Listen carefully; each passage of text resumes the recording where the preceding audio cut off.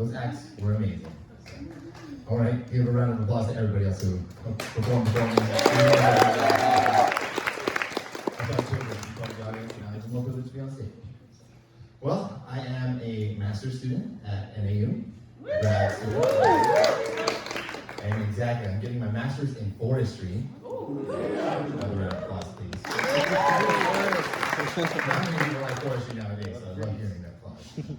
And the coolest thing about it is it abbreviates to MF. Masters of Forestry, right? So I get to write an MF paper to my MF advisor and respond, "You're a great MF grad student." I respond, "Thanks, MFer." Master Forester. So I'm half Irish and half Mexican. Right, so that song spoke to me, thank you so much. And I like to say that I got half culture, I get the culture and the privilege. But I'm also, I like to say I'm Irish and Mexican, right? So I'm half alcoholic and half late all the time. A friend of me told me that I could pass for a Mexican Jew.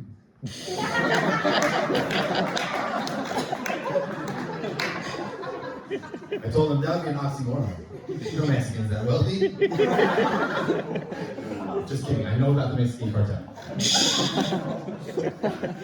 So that thought made me think of other tattoos that I could get on the bald spot. There's the classic, the guy mowing the lawn. Right.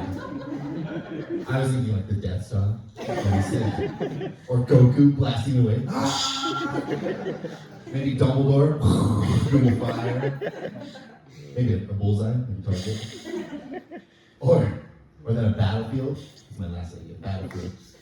And then right in the very center of it, there are two soldiers, and one soldier's holding the other soldier and says, "Why the hell did you get that target tattooed on your bald spot?"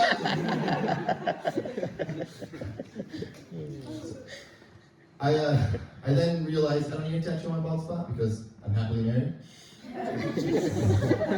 My wife likes me for me. Not I like the hair on my head. I've also realized that with men, the older we get, we either lose our hair and have a rockin' body, or you have the beer gut and a luscious head of hair. And if you have both, you're probably gay. And if you have the opposite, right, you're balding and you got the gut, you probably have money. And you're probably sleeping with your daughter's best friend. So, my dad is Mexican, and that's where Espinoza comes from. Right? Thank you, Nara. And I like to say my dad is the most Mexican-American man there is. He likes three things in life: familia, family; los Doyers, for those of you who don't know, the Dodgers, LA Dodgers; and accordion. He's a killer accordion player. Nothing else matters. He got me a keychain recently. It had Rumi, Mira, and Zoe on it. Golden was written on it. Like, Dad, where did you get this? And looking back, it's like 34 out of 100. I'm like, Pop, where? Seriously, where did you get this? It's like, you know, mijo, it was in the gasoline district in San Diego. Okay. There were people there, they were in costume, you know. It wasn't Halloween.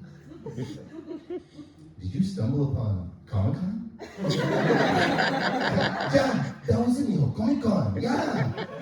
All right. My dad is with the times and doesn't even know it. I wouldn't be surprised if I go over to his house one time and I see this glowing rock. And I'm like, Dad, where'd you get this? You know, one of my friends, he works at that place, NASA.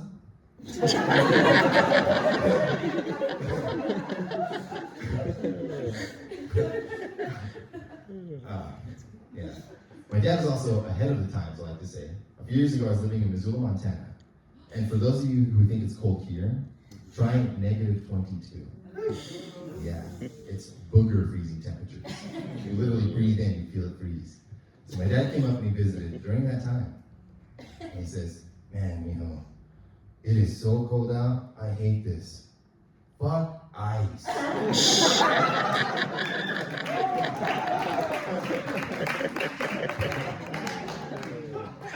So,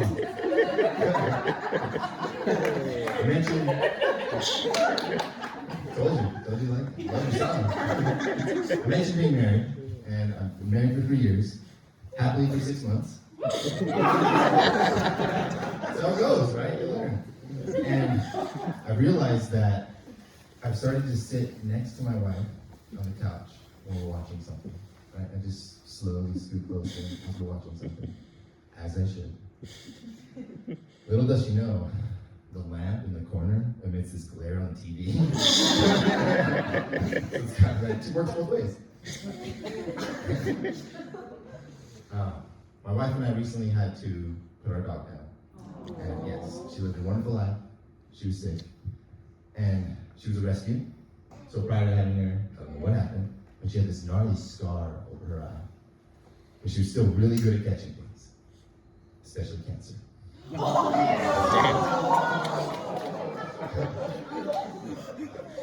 gotta throw that out in there. I don't know how cute little people are. I don't know if any of you have been on a plane recently, but I heard this comment. This is a true story. We had just landed. The flight attendant announces on the radio, on the loudspeaker.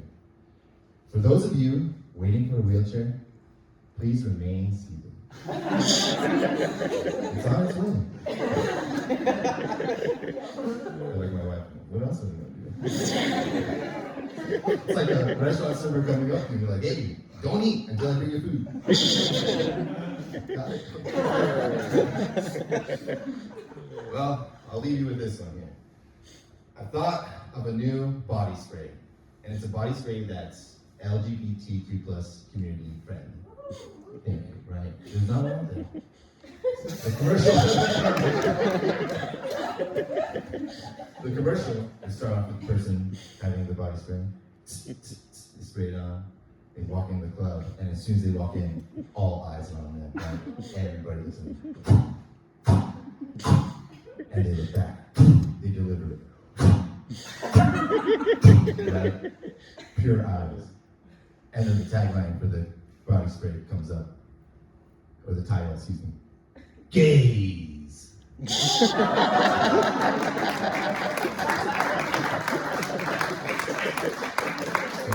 it comes up and says, admire the gaze. Thanks everyone.